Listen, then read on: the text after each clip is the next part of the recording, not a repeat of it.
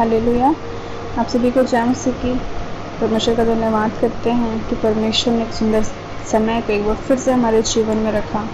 और निश्चय आज हम सीखेंगे परमेश्वर के वचनों के द्वारा, क्योंकि कई बार हमारे जीवन में बहुत सारे प्रश्न उठते हैं कि आत्मा में प्रार्थना करना क्या होता है, हम कैसे आत्मा में प्रार्थना कर सकते हैं।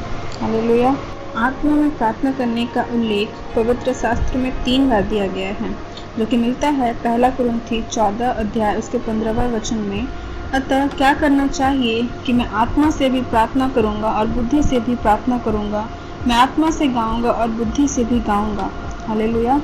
और दूसरा वचन जो मिलता है इफिसियों के अध्याय 6वें अध्याय उसके 18वें पद में इस प्रकार लिखा है, हर समय और हर प्रकार से आत्मा में प्रार्थना और विनती करते रहो और इसीलिए जागते रहो कि सब पवित्र लोगों के लिए लगातार विनती किया करो। हालेलुया। एक और वचन जो कि मिलता है यहूदा की पत्री उसके 1 अध्याय उसके 20वें पद में, पर हे प्रियो, तुम अपने अति पवित्र विश्वास में उन्नति करते हुए और पवित्र आत्मा में प्रार्थना करते हुए अपने आप को परमेश्वर के प्रेम में बनाए रखो।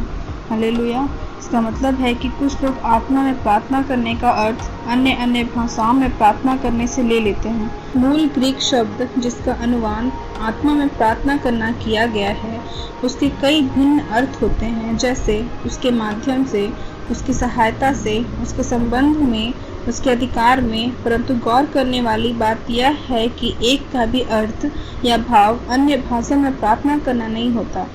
इस विषय में पौलुस द्वारा दी गई शिक्षाएं हमारा स्पष्ट रूप से मार्गदर्शन करती है। अन्य अन्य भाषाओं के वरदानों के बारे में बातचीत करते हुए पौलुस कहते हैं, इसलिए यदि मैं अन्य अन्य भाषा में प्रार्थना करूं तो मेरी आत्मा प्रार्थना करती है, परंतु मेरी बुद्धि काम नहीं देती, जो कि मिलता है 1 कुरिन्थी उसके 14 अध्याय के 14वें वचन में। साथ ही पौलुस यह भी बताते हैं कि बिना अनुवादक अन्य अन्य भाषाओं में की जा रही प्रार्थना को कोई नहीं समझ सकता, परंतु यदि अनुवाद करने वाला ना हो तो अन्य भाषा बोलने वाला कलीसिया में शांत रहे और अपने मन से और परमेश्वर से बातें करे। ये वचन 1 कुरिन्थी 14 अध्याय उसके 28वें वचन में मिलता है। ऐसे ही इफिसियों की पत्री में पौलुस निर्देश देता है कि हर समय और हर प्रकार से आत्मा में प्रार्थना और विनती करते रहो। हालेलुया। अब प्रश्न यह उठता है कि कैसे कोई हर समय और हर प्रकार से आत्मा में प्रार्थना कर सकता है, जब तक कि वह अन्य भाषा में जो बोल रहा है उसे न समझ सके। अतः बाइबल की नज़र से आत्मा में प्रार्थना करना और अन्य अन्य भाषा में बात करना 2 बिल्कुल भिन्न विषय है। आत्मा में प्रार्थना करने का अर्थ उन शब्दों से नहीं है जो हम कहते हैं, बल्कि इसका अर्थ यह है कि हम प्रार्थना कैसे करते हैं। आत्मा में प्रार्थना करने का अर्थ पवित्र आत्मा की अगुवाई में प्रार्थना करना होता है, या उन विषयों या वस्तुओं के लिए प्रार्थना करना होता है जिनकी पवित्र आत्मा अगुवाई करता है। इस प्रकार रोमियो में वचन कहता है, क्योंकि हम नहीं जानते कि किस प्रकार से प्रार्थना करना चाहिए, परंतु पवित्र आत्मा आप ही ऐसी आहें भर भर कर जो बयान से बाहर है हमारे लिए विनती करता है, जो कि मिलता है रोमियो की पत्री में उसके 8 उसके 26वें वचन में। दरअसल आत्मा में प्रार्थना करने का अर्थ पवित्र आत्मा की सामर्थ और अगुवाई में परमेश्वर की इच्छा के अनुसार प्रार्थना करने से है, अन्य अन्य भाषाओं में बोलने से नहीं।